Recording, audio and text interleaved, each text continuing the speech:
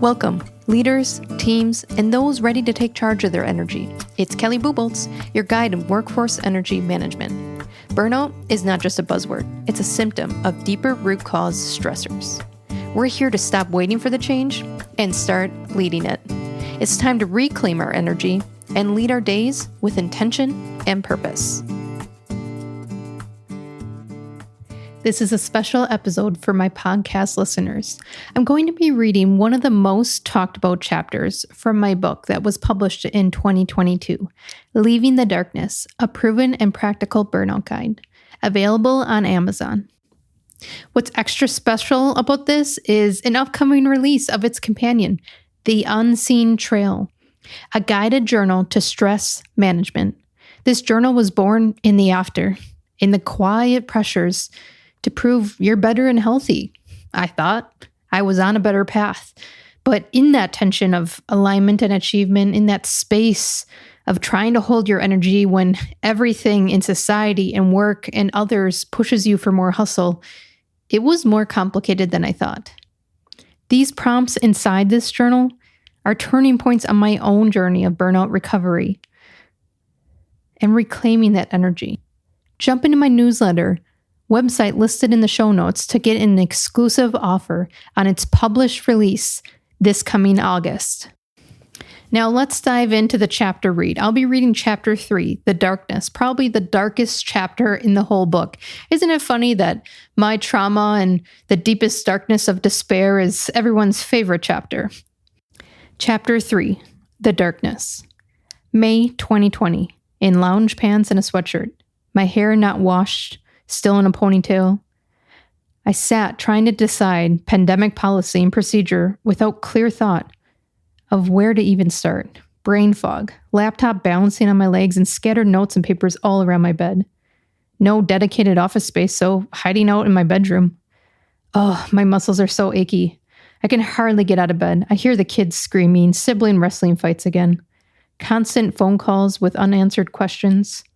No direction and guidance, dramatic changes happening daily. Employees getting pissed if you say yes, others pissed if you say no. Kids asking for their 15th snack of the morning. My body hurts all over, and I don't want to get out of this bed. Another phone call. This one goes to voicemail. I'll call them back later. Time to get up and go to the bathroom again. I must have food poisoning since nothing seems to be digesting correctly. Sounds like the kids broke something in the house. I sink back into the pillow I have propped up behind me and ask, why me? Welcome to the COVID pandemic, stay-at-home order from a working parent, human resources point of view. There was little to no information on procedures for keeping the workforce safe. Supplies, disinfectant wipes, and personal protective equipment were required, but completely out of stock. Stay-at-home order changes, isolation, store restrictions, political separation, IT shortages for home offices, workforce switches to virtual mechanisms, causing chaos on a high scale.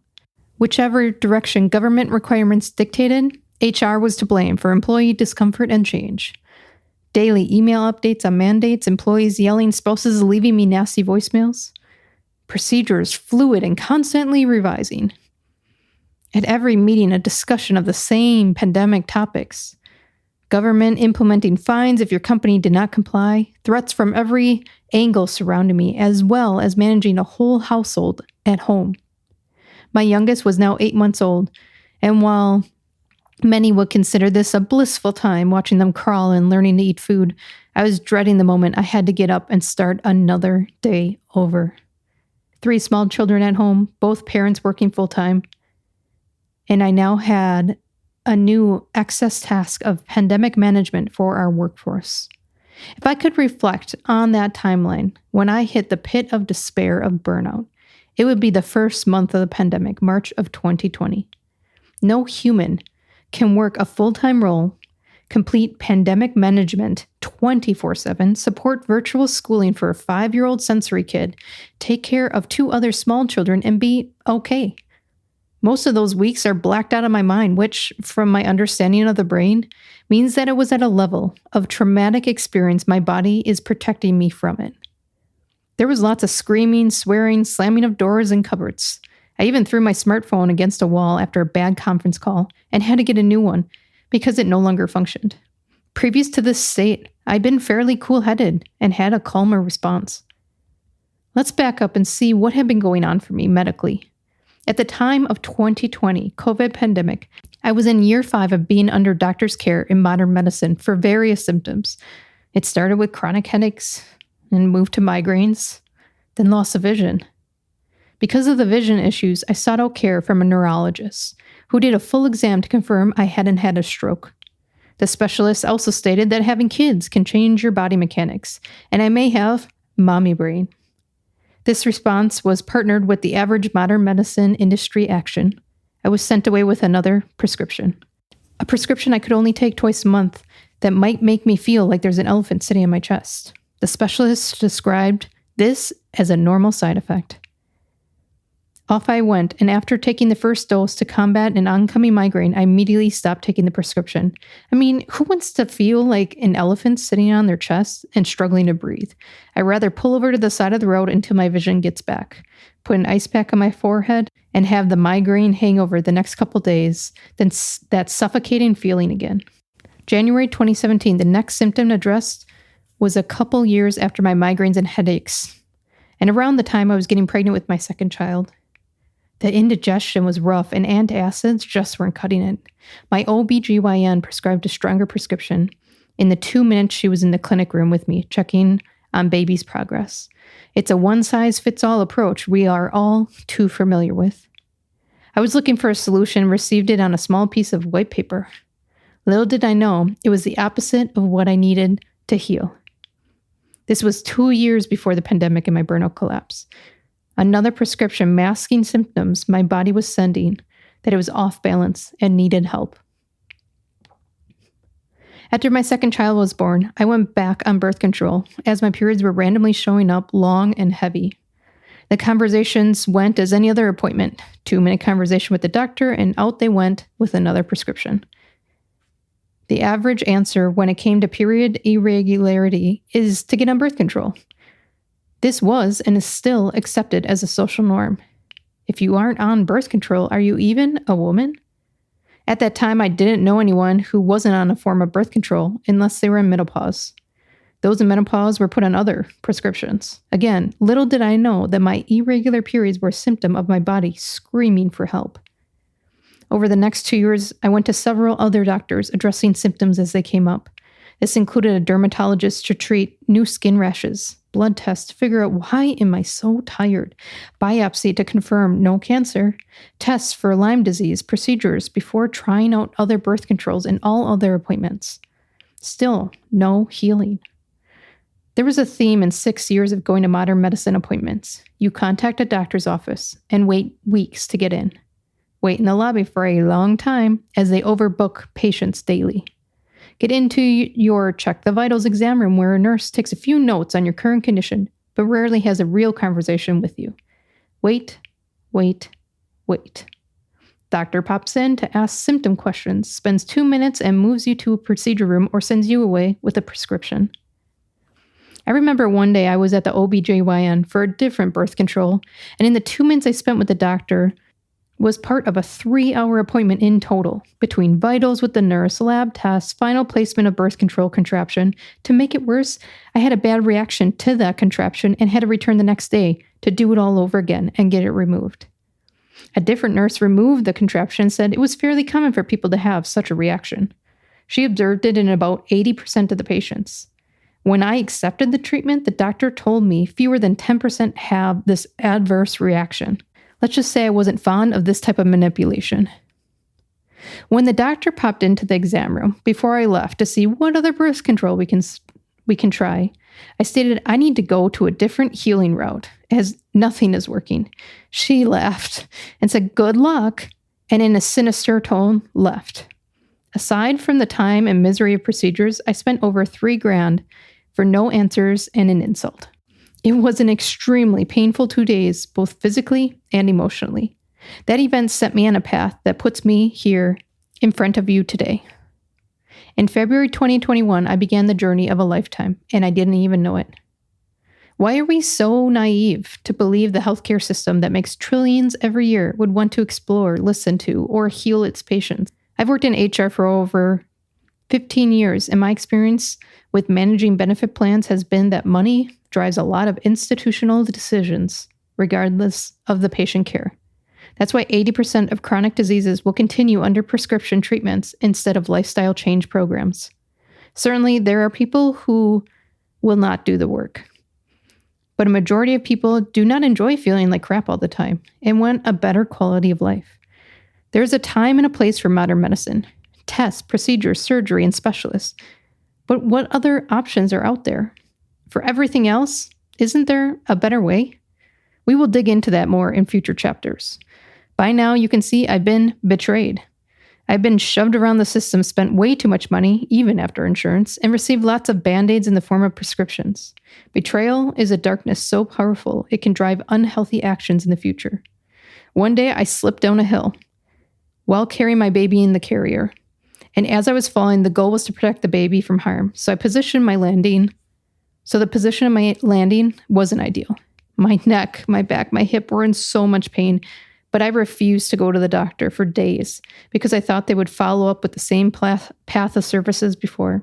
To this day, my neck and hip still hurt when doing certain exercises. Could it have been treated? I'm not going to go to the doctor, so I guess I'll never know. This medical aversion will get me in trouble someday, I'm sure. Aside from feeling betrayed by the medical system, the rest of my life was falling apart, piece by piece. I had resentment towards every aspect of my job: workload, peers, subordinates, boss, and anyone who would interrupt by popping in my office. Most days I would sit in my vehicle before work fuming, mad, or crying, dreading the day. A couple times I sat in my car in the parking lot so long I was even late going into the office. It took everything I had to walk in with a smile on my face. A profession I used to love, a workforce like family and peers who always had my back, was clouded with darkness. Resentment is a poison you will drink daily if you are not aware of it, and I was chugging it. At home, things were on fire as well. A new school year started for the kids with pandemic restrictions, including masks. After receiving services from a speech pathologist for our sensory son, I found out how important it was for him to observe facial expressions and mouth movement when people speak.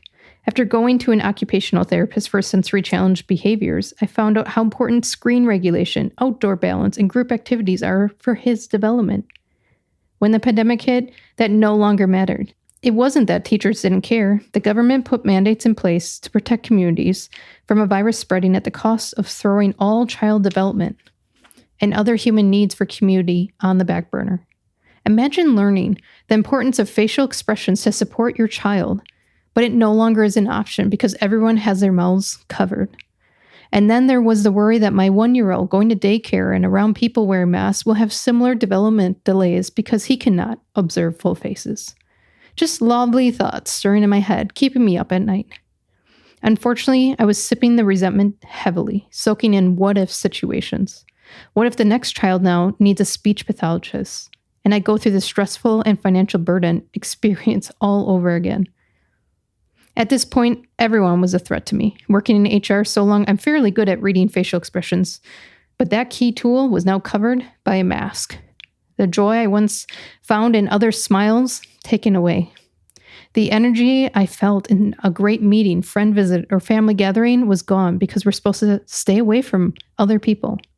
My world, once social, vibrant, bubbles and rainbows, went dark. I could pass by people and not feel a thing. They don't get it. They don't understand. No one knows what I'm going through. I'm no longer a human being. I'm a machine. Am I having a mental breakdown? Why does the world hate me and want to make life so difficult?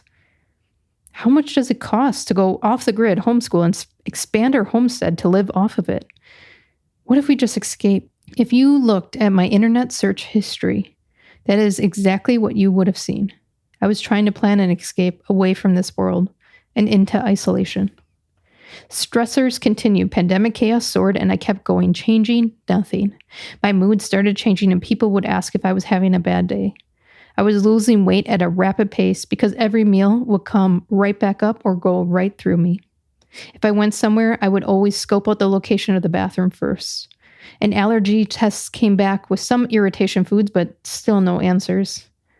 I wanted to get outdoors but had no energy and was working 24/7 with the pandemic management overload.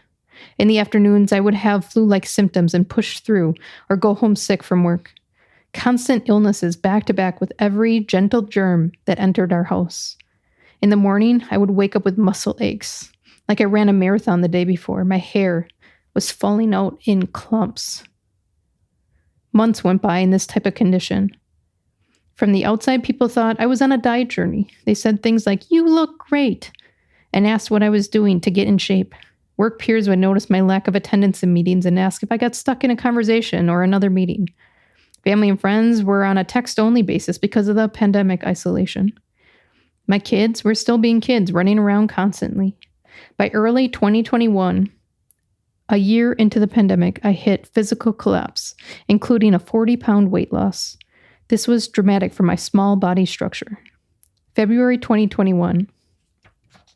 As I pull myself out of bed to get our kids ready for school and muster up energy to look halfway decent for work, I stopped and I looked at myself in the bathroom mirror. My face skinny, but not in a sexy way. My eyes tired, black bags and sagging eyelids out of pure exhaustion.